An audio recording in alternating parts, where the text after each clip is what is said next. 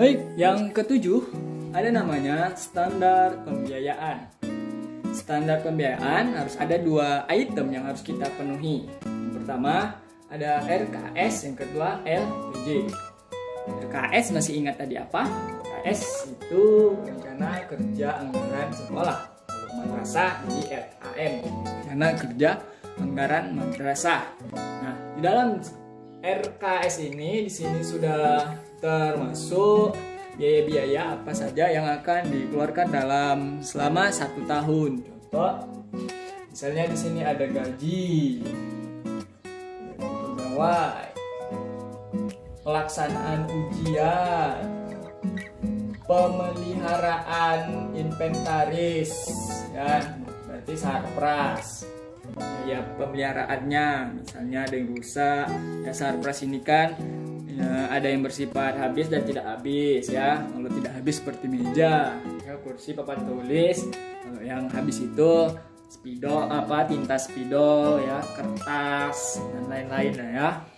Nah, jadi udah ada rencana kerjanya itu selama setahun ya. Ada lagi nggak? Oke, sepertinya ini aja. Ini ada pengelolaan BOS ya.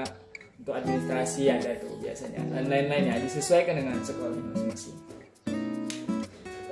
Mungkin misalnya bisa ada kegiatan, anggaran kegiatan. Kegiatan ini bisa kegiatan dalam belajar mengajar, bisa, ataupun kegiatan bisa ada kunjungan ya, studi tour dan lain-lain. Yang kedua ada LPJ, yaitu laporan pertanggungjawaban. Nah, biasanya kalau yang menerima BOS ini pasti ada LPJ-nya per periode ya, periode 1 ya, ada LPJ-nya. Misalnya kita buat ujian ya, tentu nanti ada LPJ-nya, ujian UN, USBN itu ada LPJ laporan pertanggungjawaban. Jadi ini harus ada dan lengkap ya, tidak boleh ada sesuatu hal yang kurang. Misalnya ada buat acara, maka harus ada acaranya ini ya, maksudnya ini penggajian pegawai setiap bulannya, maka harus ada LPJ-nya, ada buktinya, berarti harus ada tanda tangan dari penerima gajinya. Di sini harus lengkap.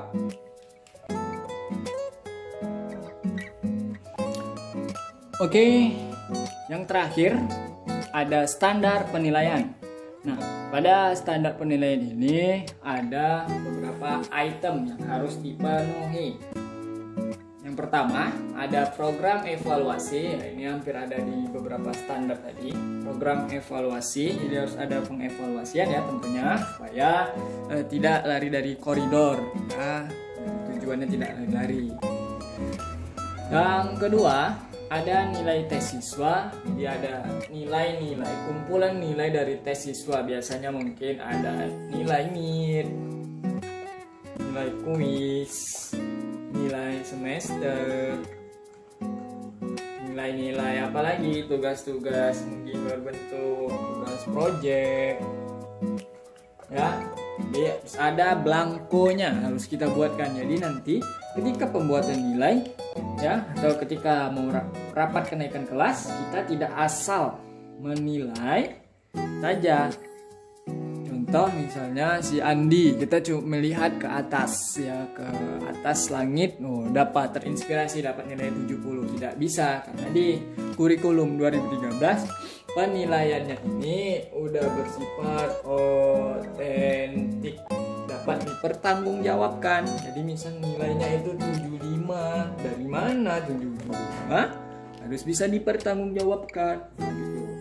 Yang ketiga ada buku remedial. Jadi siapa-siapa aja yang remedial ya, dicatat remedial di materi mana ya, di bagian KI apa, KD berapa.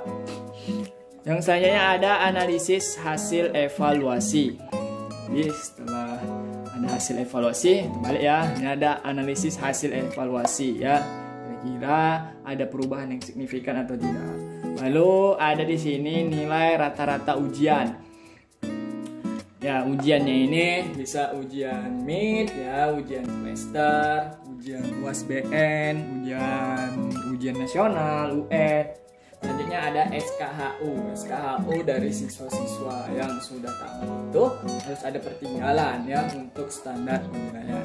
Ya, ini adalah penjelasan singkat ya secara garis besar tentang 8 standar pendidikan. Jadi item-item apa saja yang harus ada pada di 8 standar pendidikan.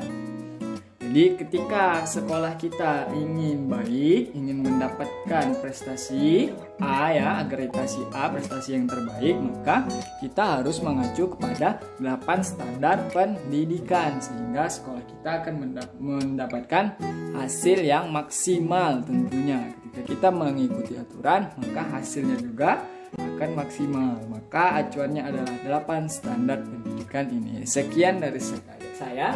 Mohon maaf atas segala kekurangan. Wassalamualaikum warahmatullahi wabarakatuh.